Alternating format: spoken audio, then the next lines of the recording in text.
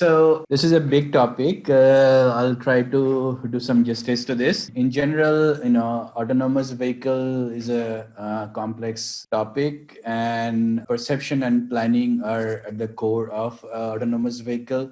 So we're trying to address a part of the equation here, which is the planning today. And before we dive into that, we should try to understand what are we talking about when we say autonomous vehicles. I'll try to go with that introduction first, and then I'll once I bring what is autonomous vehicle and a different level of autonomy, then I'll try to show some current trends and benchmark some leading OEMs and startups, what they're doing, a survey of that, and then we'll dive a little bit more to different layers, basically the architecture of planning and controls, and look at piece by piece, different pieces of that, and maybe do some survey of what are the state of the art algorithms that are being used to best or worst, with many different algorithms, and we'll try to survey them. I'll also, interestingly, I'm going to kind of showcase very cutting edge technology, not going into technical details, but more like an overview. It's reinforcement learning. It's kind of starting to get a lot of traction these days, mostly for higher level of autonomy vehicles, and it has a critical role in planning. So I'll just show some examples of that. Then we can also go through some typical job roles that you can expect when you go into this domain, and also how to basically get started into this domain if you are not in this domain already. So with that, let's first start about introduction of what is autonomous vehicle and different level of autonomy. According to SAE, there are, depending on, actually there are some couple of different opinions, but usually I have seen 0 to 5, and sometimes some people have shown level 6 also, but mostly it's level 0 to level 5 of autonomy. Like you can see in the screen, the blue ones are more like 0 to 2 level of autonomy, where it's more the driver has to be kind of in charge of the whole system, whereas level 3 to 5 are where it's more towards full autonomy, level 5 being fully autonomous vehicle, and level 3 being kind of in the border.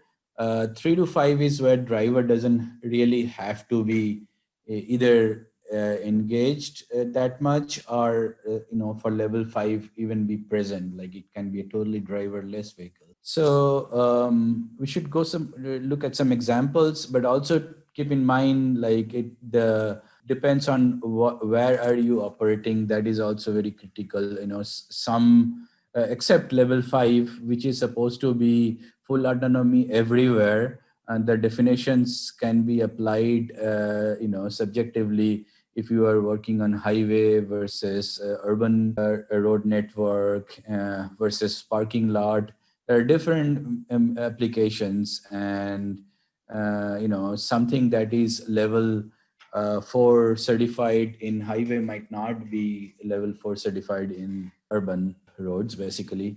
So let's look at some example features. Level 0 features are mostly present in today's vehicles. They are your blind spot warning, automatic emergency braking, some lane departure warning. At least the luxury vehicles, all of them, the premium vehicles, all of them have these kind of features. These are not a very non-invasive type of autonomy and lane departure. Mostly they are warnings, and sometimes they have little nudges and all. The level 1 are also a lot of these features people already experience today. Adaptive cruise control or lane centering. Usually when we say level 1, it's only one of those features are present. Level 2 is when you have both of the lateral and longitudinal control, like steering and your axle brake pedal control. That's your level 2 system.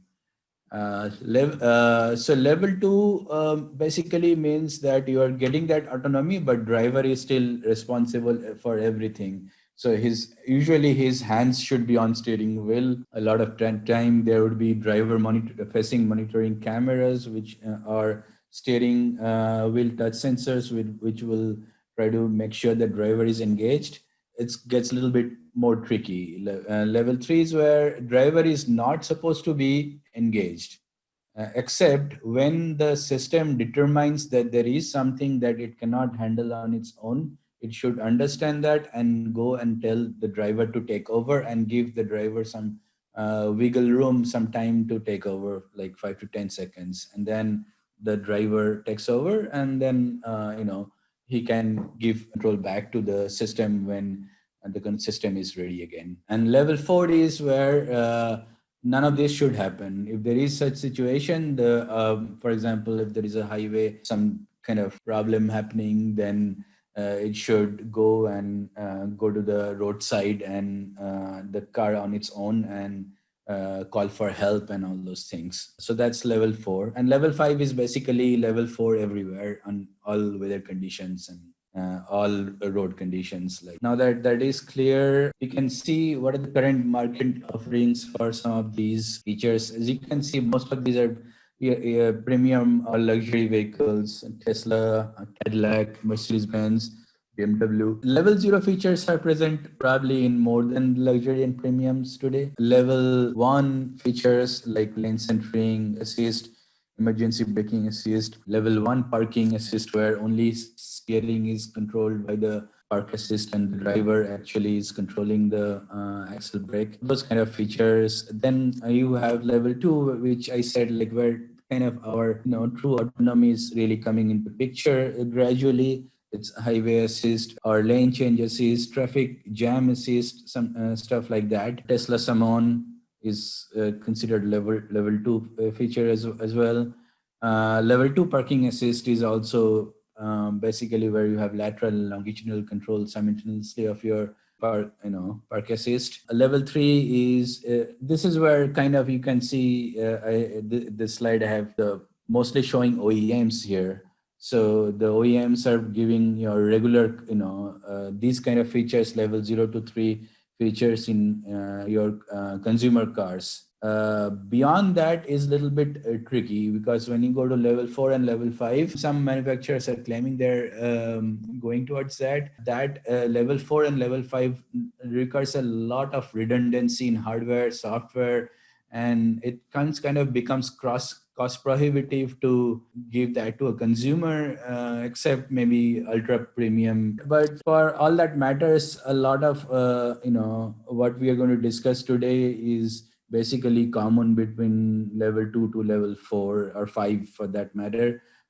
From planning perspective, we're not going to discuss safety and redundancy and all those things, which are basically where you get level 4 and level 5 architecture differs considerably.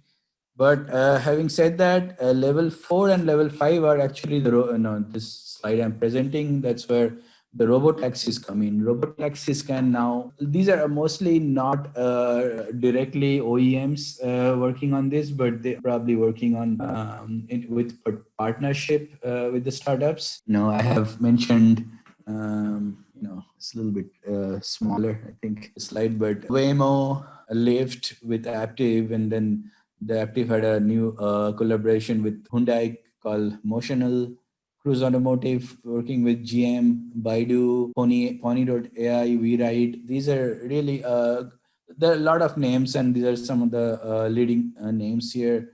The difference here is that these cars are really more costly than your consumer cars, by a scale of probably 5 times to more. There are a lot of sensors, a lot of redundancies. There are probably two different set of sensors. If first set of sensor fails, two different kind of algorithms, everything is there. And also these are meant, this kind of algorithm, this kind of taxi set, when you are using this, you can perhaps control in which operating area you will use. These are perhaps targeted to like rideshare basically applications. Basically, another thing is like these are supposed to run 24/7, so they can recoup some of the cost that would be, like the use case is much better here. Having said that, like I said, like it doesn't really matter that much for motion planning and controls, because at least for the code algorithms for that, because usually redundancy is built around that in the architecture. The only difference is like level 4 and 5 is where maybe the driver is not so much present, or the driver interventions are less. Actually, level 3 is where you kind of get all the complexity of handling with the driver, basically level 2 and 3. Having said that, this is just one presentation of what could be a AV software architecture, but not necessarily. I mean, everywhere you will probably find a little bit difference. On the left hand side, you have, of course, the sensors, and mostly these are smart sensors. These sensors either give like images, or for the lidars it point clouds. For radar, object detection are radar points also. And then there you have a sensor perception algorithm stack, which can kind of abstract that algorithm, or like I said, a lot of times what we get is basically smart sensors which have those software inbuilt, and then they give object information to the next layer, and road information, position, vehicle states, and all those things. And with that, that's where you have usually two different set of sensor fusion algorithms. So one is for the object detection, object sensor fusion, and one is the localization sensor fusion, basically a post vehicle or ego vehicle. With that information, you kind of try to build a world model of what is going around you, along with map information that is coming from the database, and like you get a bird's eye view of this is where the planning kind of starts, and I have tried to encircle with this shaded area. So you can see these four layers of the planning. One is world model, one is behavior planning generation, one is more traditional motion planning, and then you comes the vehicle control.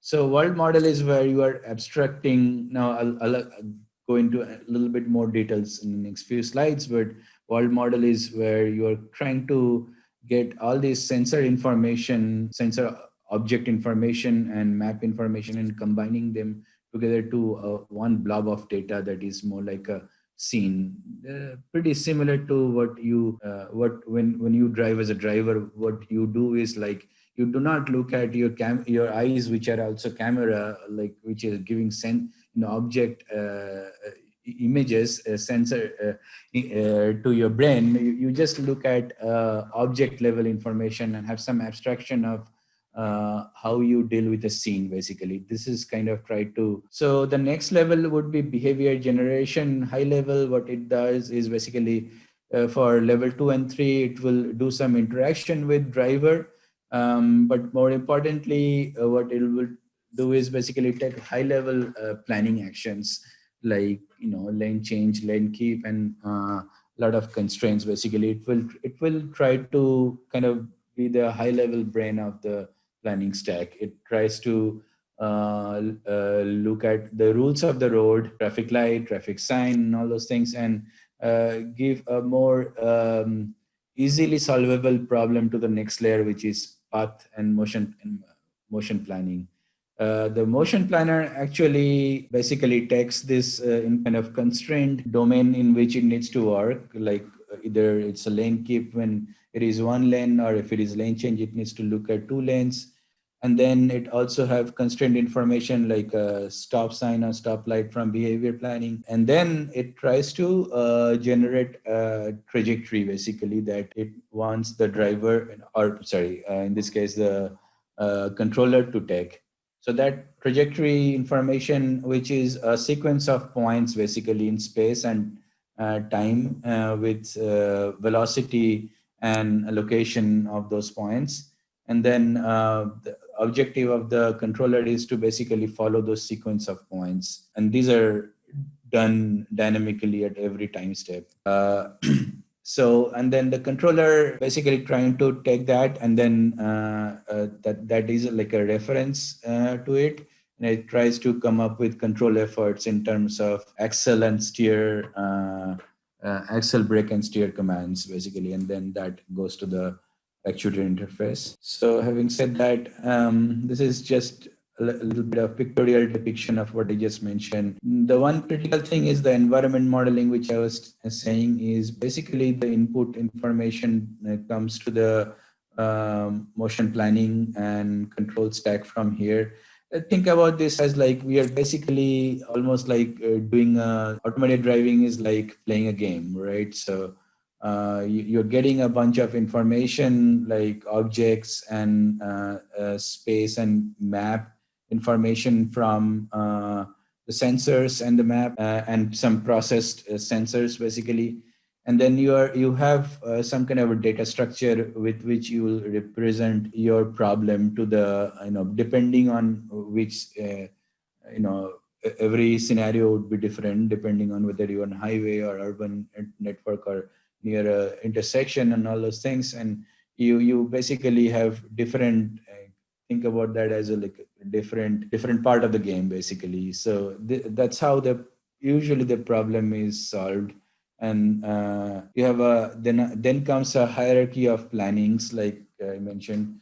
There is first a route level planning which takes this user which basically you can think about like navigation route also, or maybe more detailed route. Navigation route is usually road specific. Here you probably solve a lane specific problem. You get the planning problem is then planning and control problem takes all this information from the environment model. One more important thing I forgot to mention, this is kind of in the in-between domain between planning and perception called prediction.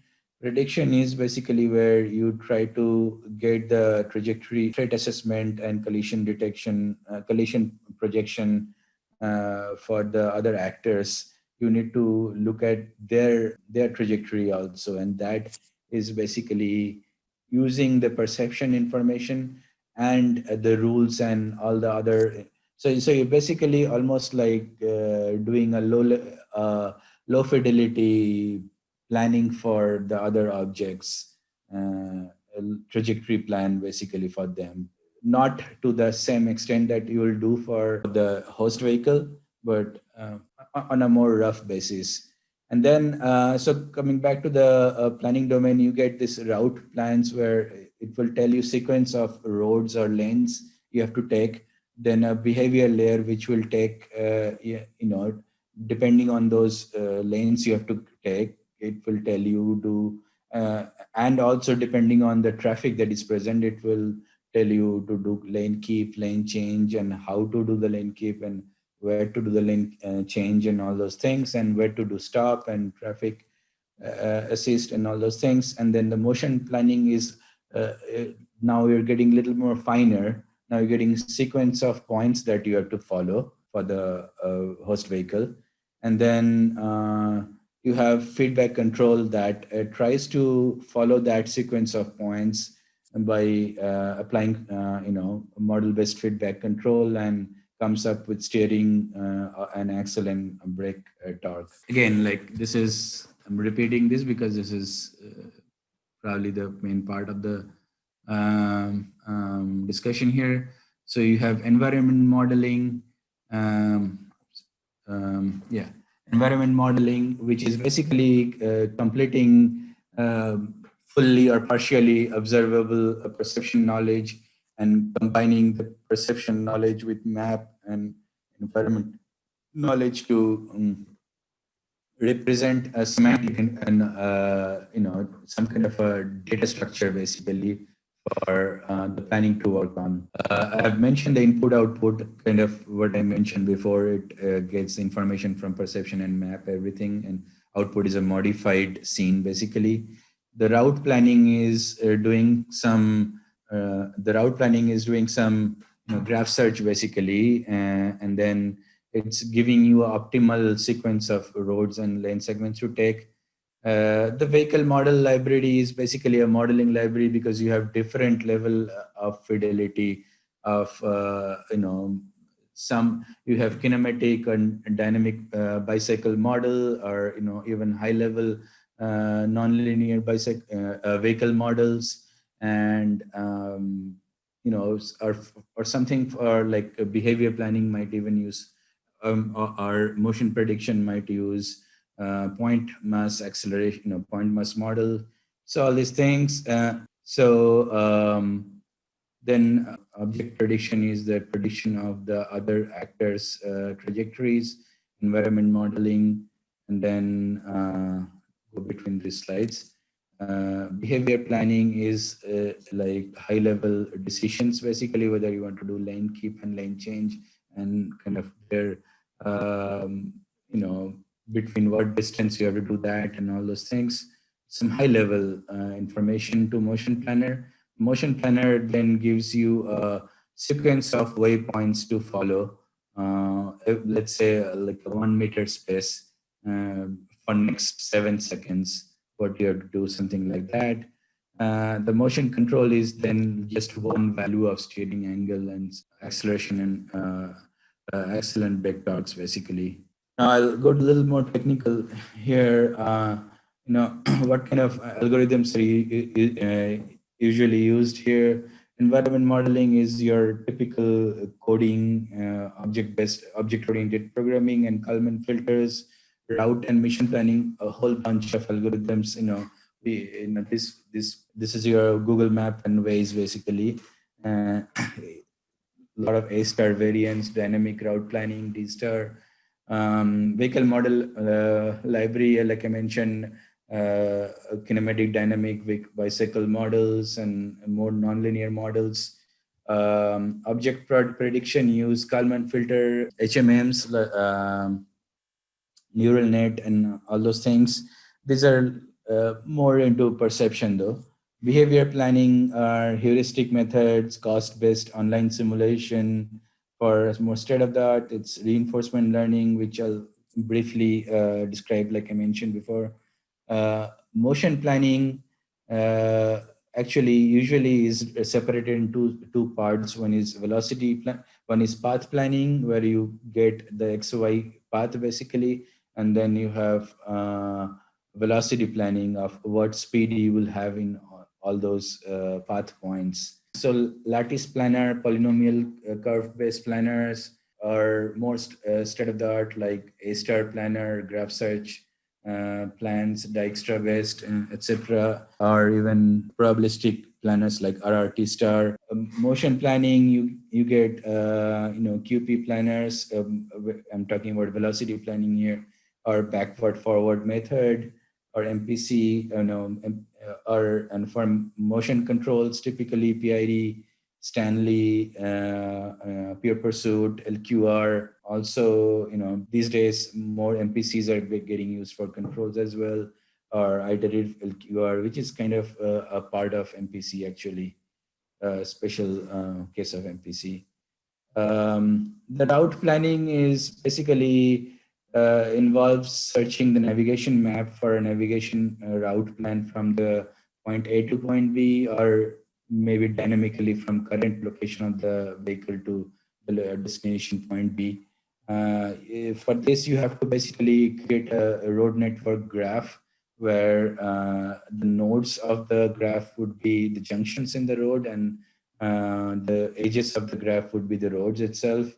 Then you can do graph search methods. Basically, there are a whole bunch of graph search methods, from your blind uninformed search like depth first or breadth first search, to more sophisticated search methods like A-star, Dijkstra, or even more complicated search methods like D-star light and all those things. So these are mostly well-researched topics, basically. Then I'm going to the path planner, which is the first part of the motion planning problem. A few different classifications of this problem I'm trying to mention here. One is geometric method. Then there are variational method, then the graph search method, then there are incremental probabilistic search methods. Again, like a lot of information given here, but I try to go a little bit high level here. That's why. So geometric methods are basically you have some parametric representation of the target lane. Basically, you have lane center and that you want to follow, and that using some kind of polynomial curve, and then you use another kind of polynomial curve to connect from your current location to that target location. Variational methods, direct collocation or indirect methods are more and more used today. It's basically more piecewise, functional approximation of your dynamic equations, basically. And you try to use polynomials to then connect between those points, basically. There's a little bit kind of symmetry between geometric and variational methods in that sense. And variational methods can actually be imposed in both space and time domain, and they're pretty powerful. The graph search methods are basically you have your for the lot of different application of this. Mostly, I have seen like most of the use cases for constraint. On road, basically when you are driving on road, is usually geometric method or one of the graph search methods that are used. Variational methods or incremental probabilistic search methods are not being used. Usually they're done for more unconstrained spaces like parking lots and all. So graph search methods would be like, visibility graph, where you kind of divide your lane in, kind of uniform graph, spatial graph, basically, and then use Dijkstra, or motion primitives, which kind of I try to show here, where you're trying to, instead of like a spatial graph, you are trying to construct using some motion primitives, some more complex graphs, basically, in higher dimensional graphs, and then create a graphs, like you can see, you say like, I'll take 30-degree left turn or 60-degree left turn or straight. These are your motion primitives. And using that, you're searching the whole space, basically. And then on that, you do once you use that motion primitive, that's your graph, and then you use the graph search methods like Dijkstra. Probabilistic roadmap is another way of creating graph. Uh, it's a it's a little bit of probabilistic method in that sense. The graph is not graph is created probabilistically, basically, and you can use Dijkstra on top of that. RRG is basically the PRM is more so RRG, actually, let's go to RRT and then explain. RRT is rapidly exploring random trees. RRG is rapidly exploring random graph, basically. So trees and graphs are a little bit different in the sense trees start from one node and then it branches out. Like I kind of mentioned in this slide, this is your tree and this is your graph. Graphs will have this kind of, might have this kind of cycles and all. The trees will not. Trees will each node will have only one parent, basically. So so for a RRT star, you start at RRT planets. Basically, you start at one start location, and you try to explore your search space using some random sample points. There are some logic. We're not going to details of that, and then kind of more like this kind of search space, basically. From each of these points, then you select another random points, and you kind of explore the whole search space like that. So this is more like a tree. So whereas the RRG is more like constructing a graph. So these kind of methods are, these are the graph search or incremental search methods. They're all a little bit more computationally expensive. So they're usually need to be used for L4, L5 applications, whereas the geometric methods are usually what you see in L2, L3 space. The controllers, the whole bunch of different controllers. Once you get the sequence of, one thing I omitted is the velocity planning.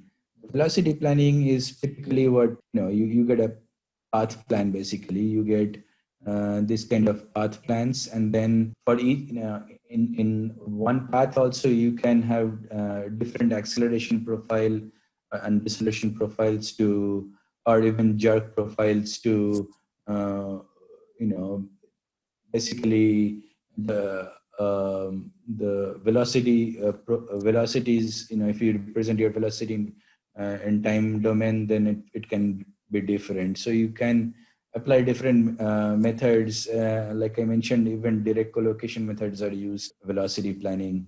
But typically you can use polynomial curve, minimum jerk trajectories. Basically, given boundary value constraints, you can create a, again, like, I know that I'm throwing a lot of information, hard to not a little bit more time to know these things in more depth. So motion control is again where you have two different kind of algorithms, usually geometric test methods, which are what Pure Pursuit and Stanley do. Then you have more model-based dynamic model-based methods, basically, which would be like starting from PID, LQR, MPCs. They all do that. Use dynamic models, basically. So Pure Pursuit and